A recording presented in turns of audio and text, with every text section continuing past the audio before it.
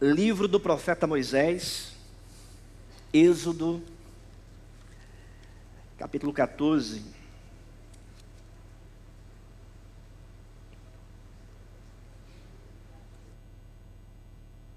Vou ficar de pé.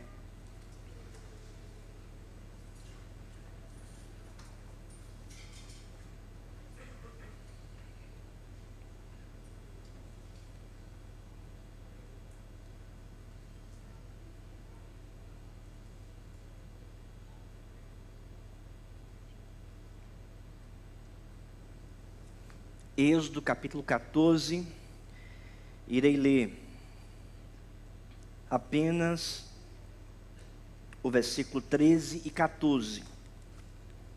Êxodo capítulo 14, irei ler apenas o versículo 13 e 14. A reflexão, ou melhor, a pregação, ela estará baseada praticamente em todo o capítulo, mas irei ao decorrer do sermão, lendo com vocês o capítulo, mas sintetizando aquilo que estarei falando, está basicamente aí no versículo 13 e 14. Assim diz a palavra de Deus, Êxodo capítulo 14, versículo 13 e 14. Moisés, porém, respondeu ao povo: não temais, aquietai-vos e vede o livramento do Senhor que hoje vos fará, porque os egípcios que hoje vedes, nunca mais os tornareis a ver.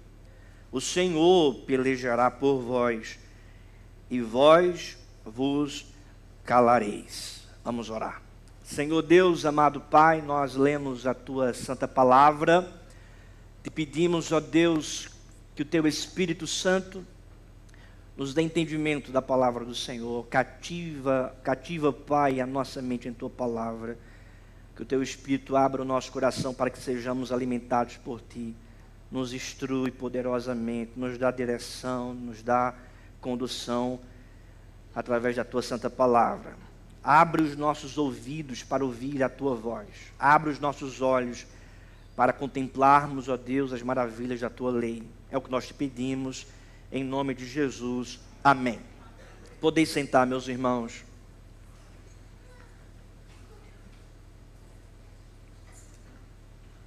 Geralmente, no final do ano, as pessoas costumam fazer propósitos. Propósitos estabelecidos no final do ano para serem vivenciados no próximo ano. Quem não já fez isso? Quem já não fez isso? E eu não estou dizendo que é errado. É importante nós planejarmos a nossa vida. É importante nós colocarmos algumas metas para serem então perseguidas ou estabelecidas para serem então atingidas. Quantos não, na sua agenda, não colocaram alvos para 2025 e colocaram propósitos relacionados à família, ou alvos em relação ao trabalho, ou um propósito relacionado a um sonho pessoal que você tem? Tem gente que vai justamente no final do ano numa livraria e vai procurar a melhor agenda, o melhor caderninho para já colocar aqueles propósitos ali. Mas isso virou, obsoleto, porque hoje no mundo digital, as pessoas já fazem mesmo isso no tablet ou no smartphone, abre lá a nota ou aplicativo de notas para colocar ali alvos estabelecidos, alvos para serem cumpridos, percorridos no próximo ano. Eu não estou dizendo que isso é errado. Pelo contrário, é importante a gente se planejar, fazer. Entretanto, um dos propósitos, ou melhor, o propósito primário, primordial, que precisamos colocar nas metas estabelecidas para o próximo ano, é o propósito de viver o propósito de Deus. Vou repetir, é o propósito de viver o propósito de Deus. Não simplesmente o que você quer, ou aquilo que você almeja, ou aquilo que você deseja, ou os seus sonhos. Sobretudo, o alvo de primordialmente viver o propósito de Deus, isto é, a vontade de Deus. Quando nós lemos esse texto, nós percebemos que o povo de Israel, que foi libertado do Egito por mão poderosa do Senhor, está de fato vivendo o propósito de Deus, a direção de Deus. Porque Deus havia chamado Moisés justamente para libertar o seu povo do Egito, da aflição que o seu povo estava ali vivendo no Egito. Faraó estava de fato oprimindo o povo de Deus. Então no capítulo 3 de Êxodo, Deus se compadece do seu povo e se revela para Moisés, e levanta então Moisés para libertar o seu povo do Egito e resgatar, redimir. E a palavra redimir ou redenção é justamente esse resgate que Deus opera através de Moisés para libertar o seu povo do Egito. E esse povo então é de fato alvo da graça, da direção e sobretudo do propósito de Deus, porque Faraó escuta as palavras de Moisés dizendo: olha, eu vim aqui para libertar o povo de Israel. Ou seja, eu vim aqui para de fato apresentar o propósito de Deus para o povo dele. Moisés apresenta até mesmo esse propósito para os seus irmãos lá no Egito, ou seja, os seus irmãos da nação, para o povo hebreu. Tanto é que Moisés pergunta para Deus: e quando eu chegar lá, o que é que eu vou dizer para os meus irmãos, para os hebreus? E aí então Deus diz: diga que o eu sou, ou seja, o Yahvé, que é o nome de Deus revelado, e diga que o eu sou te enviou para libertar o seu povo, o meu povo do Egito, e conduzir esse povo para o monte, e nesse monte então adorar ao Senhor. Esse propósito é apresentado por Moisés não somente a Faraó, mas também para o próprio povo. E justamente no texto em que lemos, esse propósito está sendo executado. Eles estão avançando, porque Deus então manda as pragas no Egito para libertar esse povo. Faraó então se submete diante da última praga, quando os primogênitos eles são de fato levados pelo anjo que passa por Israel, que é justamente esse nome que passa, ou passagem, que vem o termo Páscoa, o que se refere à libertação. E leva então os primogênitos, mata então os primogênitos das casas que não têm o sangue aspergido nas portas. E então Faraó, ele fica impressionado e teme o poder de Deus, e permite então Moisés sair com o povo de Israel, com os hebreus.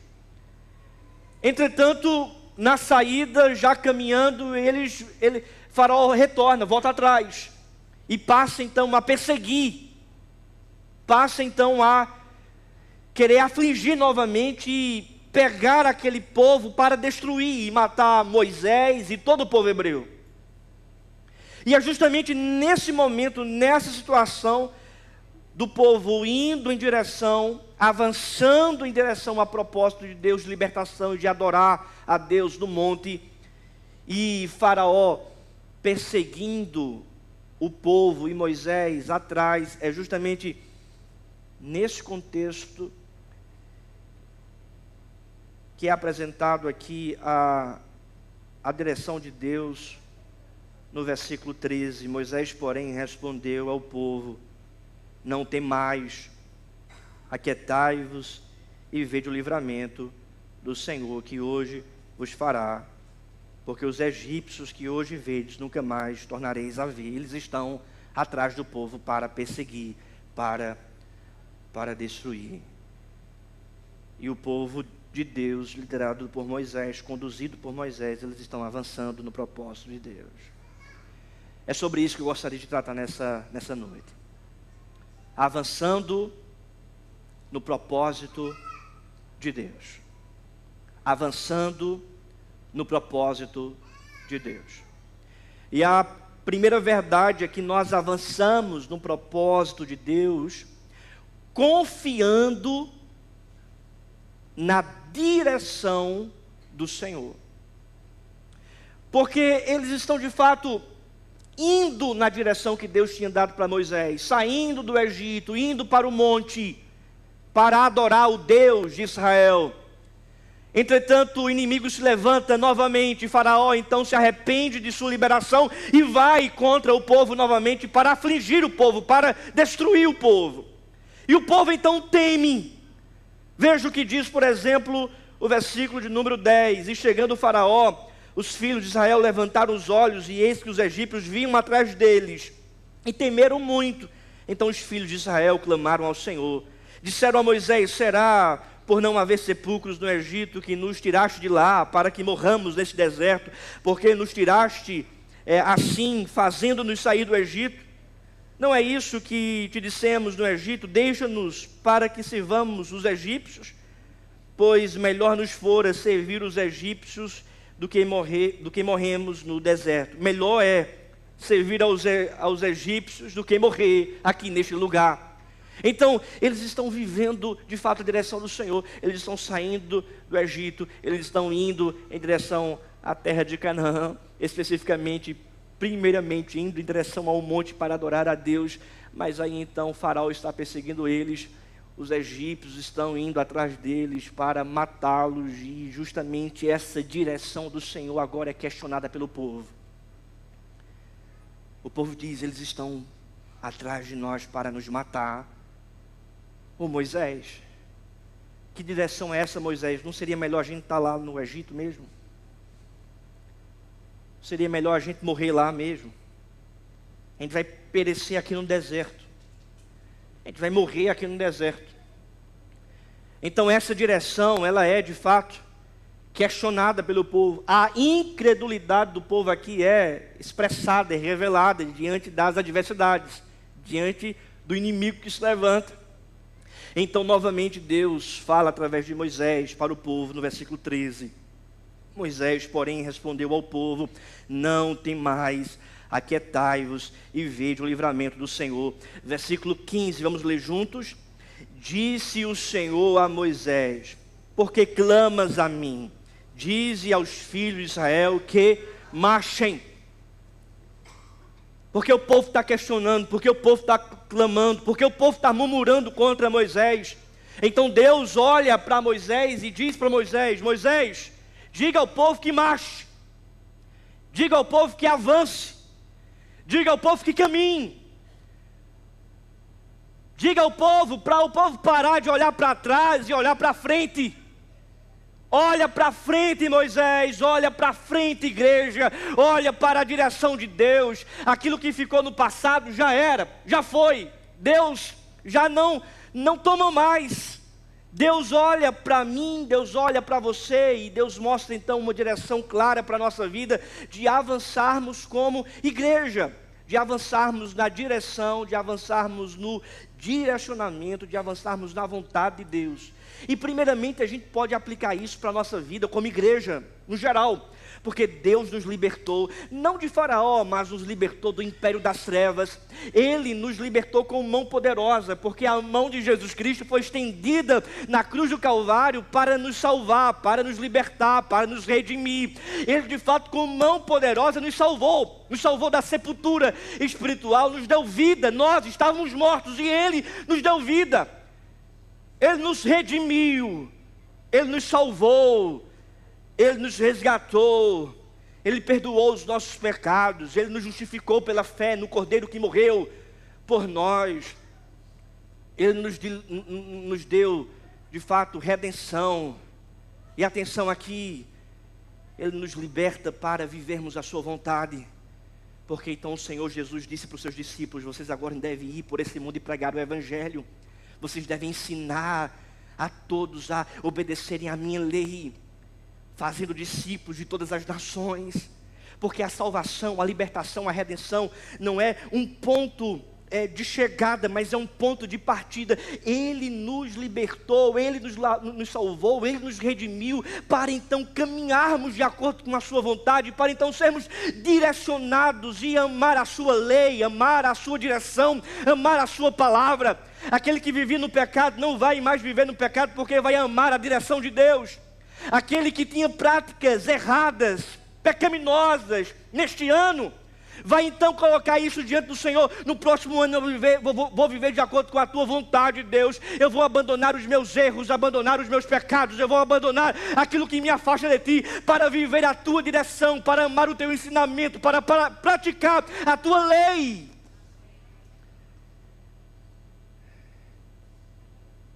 Diga ao povo que marche. Diga aos filhos de Israel que marchem. E diga à IPBU que marche, que ande, que avance, que não fique olhando para trás, que não fique olhando para os egípcios que se levantam contra o avanço da igreja, que não fique olhando para as adversidades, que não fique olhando para os problemas. E eu aplico isso para a sua vida, meu querido irmão. Não fique olhando para as adversidades, não fique olhando para os gigantes que surgem diante de você, diante da sua família. Olhe para Deus e obedeça a Deus, e avance no propósito de Deus, e avance de acordo com a palavra de Deus, para que você possa de fato avançar nos propósitos do Senhor, confiando na direção de Deus. Então não olhe para trás. Não olhe para o pecado. Não olhe para as tentações mundanas. Não olhe para as amizades que te levam para longe de Deus. Não olhe para os relacionamentos que te levam para longe de Deus. Se afaste disso. Esteja apegado com o povo de Deus. Esteja apegado com amigos que de fato te levam mais para perto de Deus. Vivendo no propósito de Deus, vivendo claramente a direção do Senhor. Amém? Segunda verdade, irmãos. Nós avançamos no propósito de Deus, não apenas confiando na direção do Senhor, mas confiando no poder do Senhor. Nesse poder que é revelado no finalzinho do versículo 13 em diante. Porque veja o que diz. Moisés, porém, respondeu ao povo: não temais, aquietai-vos e vede o livramento do Senhor, que hoje vos fará, porque os egípcios que hoje vedes, nunca mais vos tornareis a ver. Versículo 14, vamos ler juntos? O Senhor pelejará por vós, e vós vos calareis. Quem é que vai pelejar pelo povo? É o Senhor. Ou seja, é Ele quem vai revelar o poder de Deus. O poder de Deus vai ser revelado, vai ser apresentado. Não é o poder de Moisés, mas é o poder de Deus. As crianças, olhem para mim aqui um instante. Eu aplico essa verdade para você, filho, filha, criança, olhe para mim aqui um instante. Nós precisamos confiar no poder de Deus. Esse poder nos fortalece. Esse poder traz segurança. O poder de Deus tira todos os medos. Filho, filha, quando você tiver medo, Não sei, talvez você possa dizer: eu tenho medo do escuro, ou eu tenho medo da morte, ou eu tenho medo de alguma coisa. Você pode ter os seus medos, mas entenda, filho, filha, o poder de Deus te dá livramento. O poder de Deus livra você. O poder de Deus é grande, e não existe nada maior que o poder de Deus. E o poder de Deus conduz você, livra você, protege você. É por isso que o texto diz: não tem mais, não tenha medo, aquietai-vos, aquiete o seu coração, e veja o livramento de Deus, porque é o Senhor quem pelejará por vós, é o Senhor que vai trabalhar por vós, é o Senhor que vai lutar por vós, é o Senhor que vai fazer a obra por vós. A melhor coisa, irmãos, é estar nessa posição, a posição de que nós somos apenas servos, servindo ao Senhor. Quem é que opera? Quem é que faz? É o Senhor. Nós apenas obedecemos a ordem do Senhor, Ele quem faz tudo. Então a gente vive na retaguarda, a gente vive na sombra, a gente vive debaixo das asas, a gente vive no cuidado, porque quem trabalha, quem luta, quem peleja, quem faz, quem realiza, quem opera é Deus, não é o homem, é Deus. O mérito não está no homem, está em Deus. Nós somos aqui, irmãos, de fato, propagadores do Evangelho da graça, e não do Evangelho antropocêntrico. Embora muitos aí fora propagam o evangelho antropocêntrico, dizendo que é você que faz, que é que você realiza, é você o dono da sua história. Nós pregamos aqui dizendo que é Deus que faz, é Deus que realiza, e Ele é o dono da nossa história. É Ele quem vai pelejar por nós, Ele quem vai trabalhar por nós, Ele quem vai resolver os nossos dilemas, os nossos problemas, Ele quem vai, irmãos, resolver as nossas situações, Ele quem vai destruir os nossos inimigos, os inimigos da igreja. A igreja vai avançar, a igreja vai progredir, nós vamos avançar nos propósitos de Deus, porque é Ele quem peleja por nós, é Ele quem trabalha por nós. Como nós cantamos, né, que o nosso trabalho... Como é que é, o Evans? É descansar em Deus. Não é meritocracia, não é toma lá da cá, não é fazer para receber, pelo contrário. Deus faz, a gente descansa. Deus realiza e a gente se aquieta. Deus vem até nós, opera e o medo vai embora.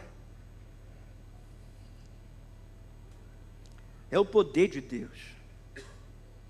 Imagine o exército de Faraó vindo atrás, e na frente um mar. Porque veja o que diz o texto, versículo 16: e tu levanta o teu bordão e estende a mão sobre o quê? E divide-o. Vamos ler, irmãos? Para...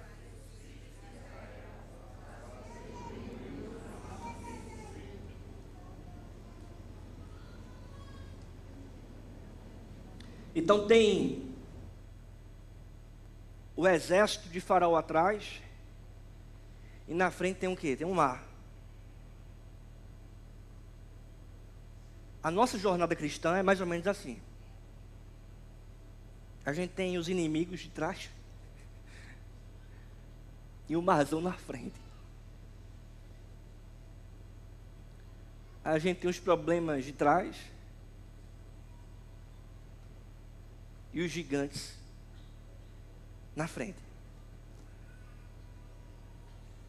A gente tem as situações difíceis que já somos acostumados de trás, mas são novas situações que não estamos acostumados à nossa frente. Qual é o nosso sentimento diante disso? É ficar incrédulo, porque ninguém nunca viu o mar se abrir e um exército morrer.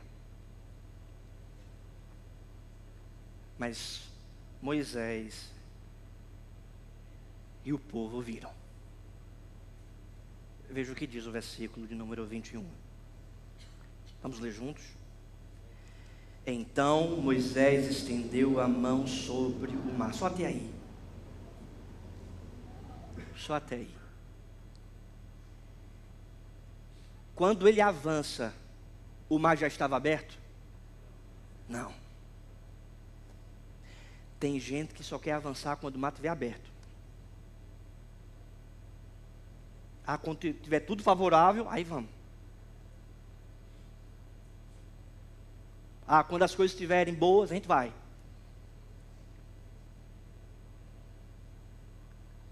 Deus tem colocado no meu coração algo para eu exercer, seja na minha profissão, na minha vocação, seja na igreja. Aí eu só vou fazer se tu tiver aberto para fazer. Irmãos, se tu tivesse aberto para Moisés fazer, se só fosse assim, Moisés não faria nada, ele não daria nenhum primeiro passo, porque o mar estava fechado ainda. Para a gente contemplar o poder de Deus, irmãos, a gente tem que confiar. Não é confiar na situação, não é confiar na circunstância favorável, não é confiar nas coisas que podem acontecer, que está tudo bem, não, é confiar no poder de Deus. É confiar não na circunstância, mas confiar no poder que pode resolver as circunstâncias. É confiar não quando tudo está bom e a gente pode então progredir, não, mas quando tudo estiver ruim, confiar no poder de Deus, que Ele pode então reverter essa situação difícil em uma situação mais tranquila. A nossa fé não deve estar fundamentada nas circunstâncias boas, mas a nossa fé deve estar fundamentada no poder de Deus. E então, confiando no poder de Deus, confiando na direção de Deus, confiando que Deus vai intervir, a gente vai avançar. Talvez Moisés pudesse pensar: eu não sei como é que Deus vai abrir esse mar, eu não sei como é que Ele vai dividir essas águas, mas eu tenho que fazer, eu tenho que andar, eu tenho que dar o primeiro passo, eu tenho que molhar meus pés na água, eu tenho que realizar, eu tenho que marchar, eu vou confiando em Deus. E então Deus intervém, então Deus opera, então Deus faz um milagre. Veja, no versículo 18, texto que lemos: então Moisés estendeu a mão sobre o mar, juntos, e o Senhor, por um forte vento oriental, que soprou toda aquela noite, fez retirar-se o mar, que se tornou terra seca, e as águas foram divididas. Os filhos de Israel entraram pelo meio do mar em seco, e as águas lhe foram qual muro à sua direita e à sua esquerda. Eles confiaram no poder de Deus. Meu querido, você vai confiar no poder de Deus ou vai confiar nas circunstâncias? Você vai confiar na direção do Senhor e vai marchar, ou só vai marchar quando as circunstâncias estiverem boas, revelando assim que você confia nas circunstâncias boas e não no poder de Deus? Você é um povo, você faz parte de um povo que tem fé, que é guiado pela fé no Senhor e na palavra? Ou você é guiado pela vista? Ou você é guiado pelas circunstâncias? Isso é uma palavra para todos nós, irmãos. Porque nos dilemas da nossa vida, a começar por mim, nós somos guiados por vistas, nós somos guiados por aquilo que nós enxergamos, nós somos guiados por aquilo que nós compreendemos e vivemos. Entretanto, a palavra de Deus vem exortar o nosso coração e nos encorajar cada vez mais para sermos guiados não por aquilo que nós enxergamos, não por aquilo que nós sentimos, mas sermos guiados pela direção de Deus, pela palavra de Deus, por aquilo que Deus então coloca diante de nós para fazer, para realizar, e assim então contemplar o poder do Senhor. O Deus que abriu o mar, que dividiu as águas, é o mesmo Deus que nos conduz em nossa história, é o mesmo Deus que está hoje aqui falando ao nosso coração através da sua palavra, é o mesmo Deus que vai guiar a sua vida, a sua história, nesse ano que está chegando aí, o ano de 2025, e diante das dificuldades, diante dos dilemas, diante dos problemas deste ano, e diante dos novos que virão, confie no poder de Deus e avance no propósito do Senhor. não perca de vista a direção do Senhor, a palavra de Deus, o ensinamento do Senhor, e seja então guiado pela palavra de Deus. Terceira e última verdade, irmãos. Nós avançamos no propósito de Deus, confiando na salvação do Senhor. Primeiro, confiando na direção. Segundo, no poder. E terceiro, na salvação. Porque o texto vai dizer no versículo 22, os filhos de Israel entraram pelo meio e passaram em seco. Versículo 23, os egípcios que os perseguiam entraram atrás deles, todos os cavalos de Faraó, os seus carros e os seus cavalarianos, até ao meio do mar. Ou seja, os inimigos persistem, eles estão indo para destruir o povo. Eles não param, eles estão indo atrás. Eles estão indo. O povo está passando pela terra seca, porque Deus dividiu as águas. Eles estão indo e os inimigos estão também entrando. Veja o que diz, irmãos, a partir do versículo 26. Disse o Senhor a Moisés: estende a mão sobre o mar, para que as águas se voltem sobre os egípcios, sobre os seus carros e sobre os seus cavalarianos. Então Moisés estendeu a mão sobre o mar, e o mar, ao romper da manhã, retomou a sua força. Os egípcios, ao fugirem, foram de encontro a ele, e o Senhor derribou os egípcios no meio do mar. E voltando as águas, cobriram os carros e os cavalarianos de todo o exército de Faraó, que os haviam seguindo no mar. Nem ainda um deles ficou, mas os filhos de Israel caminhavam a pé enxuto pelo meio do mar, e as águas lhe eram quais muros à sua direita e à sua esquerda. Versículo 30, vamos ler juntos?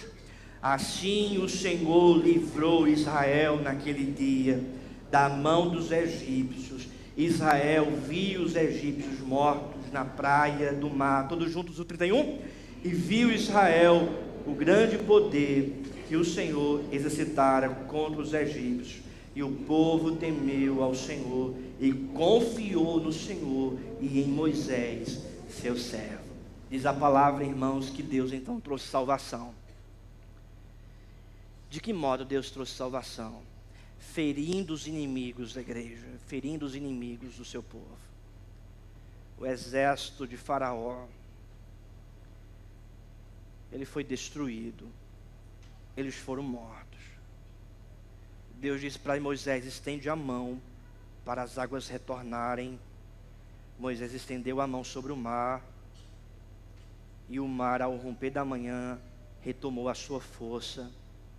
E diz a palavra, os egípcios fugiram, foram de encontro a ele, e o Senhor derribou os egípcios no meio do mar.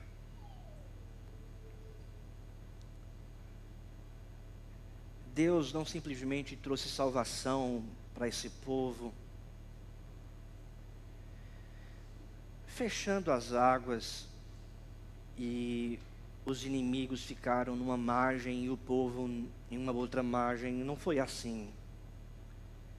Mas Deus salvou, ferindo os inimigos, destruindo os inimigos. Foi justamente isso que ele fez, irmãos, no Calvário. Jesus Cristo estendeu a sua mão. Ele foi crucificado. Não Moisés, mas para quem Moisés apontava, o perfeito profeta. Ele veio a esse mundo para nos libertar, para nos salvar, ferindo principados e potestades, pisando na cabeça da serpente, conforme foi prometido à mulher, que o descendente pisaria na cabeça da serpente. Paulo afirma que ele triunfou, Ele expôs ao desprezo os demônios. Na cruz do Calvário, Jesus Cristo está revelando o seu poder e a sua salvação, ferindo o império das trevas, dando um golpe certeiro no diabo e seus demônios, e nos libertando desse império das trevas, nos transportando para o reino do seu Filho, o reino do seu amor. Ele feriu os nossos inimigos, Ele triunfou sobre os nossos inimigos. Ele trouxe então salvação, irmãos. Veja o versículo de número 30. Assim o Senhor livrou Israel. Assim, irmãos, Deus nos livrou. Assim, Jesus Cristo livrou a nossa vida do inferno, morrendo pelos nossos pecados e dando na sua morte um golpe certeiro em Satanás. Foi assim que Ele nos livrou da condenação eterna. Foi assim que Ele também nos livrou do mundo, da escravidão do pecado, Satanás, ferindo os inimigos dele e da sua igreja, e trazendo então salvação para nós, de tal modo que a única coisa que você tem que fazer, querido, é se arrepender dos seus pecados e crer em Jesus Cristo como seu único e suficiente Salvador. Não é crer em Moisés, não é crer em um personagem das Escrituras fora Jesus, não é crer em você, não é crer no seu pensamento, ou na sua ideologia, ou no seu achismo, não é crer naquilo que você pensa ou entende, mas é crer na palavra, é crer em Jesus Cristo, é crer no Senhor Jesus, que estendeu a sua mão sobre nós para derrotar Satanás e nos libertar e trazer salvação para a nossa vida, de tal modo que aquele que se arrepende dos seus pecados e crê em Jesus Cristo, recebe essa salvação, recebe essa redenção, recebe essa gloriosa libertação que vem das mãos do Senhor Jesus. Versículo 31, e viu Israel o grande poder que o Senhor exercitara contra os egípcios, e o povo temeu ao Senhor, e confiou em quem? No Senhor, e em Moisés, seu servo. Se arrependa dos seus pecados e confie somente no Senhor. Você que já é crente, confie somente na direção do Senhor. Você que tem travado batalhas e lutas, confie somente no poder do Senhor.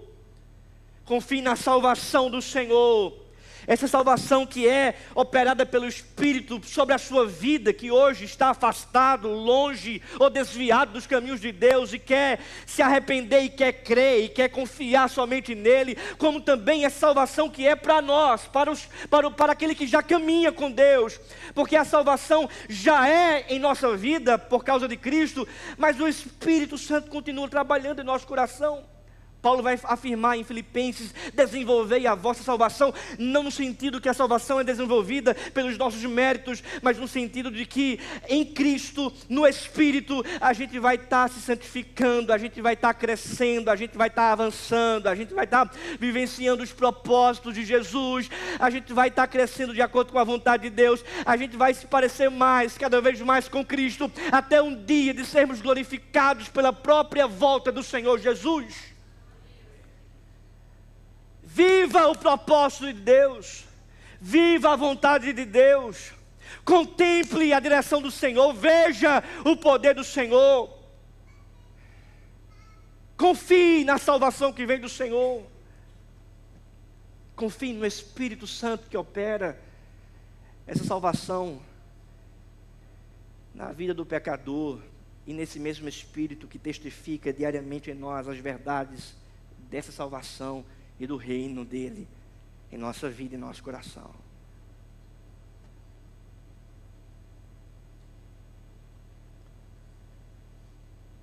Como é que nós avançamos no propósito de Deus? Confiando na direção, confiando no poder e confiando na salvação. Como é que você vai viver o propósito de Deus para o ano de 2025? Não se esqueça, querido, confiando na direção do Senhor. Deus tem uma direção para você. Confiando no poder. Não seja limitado pelas circunstâncias, pelas adversidades, pelos problemas. Confie no poder de Deus. E por fim, confie na salvação que vem do Senhor. Salvação que já operou em seu coração, tem operado na vida de outras pessoas e tem conduzido você na caminhada cristã.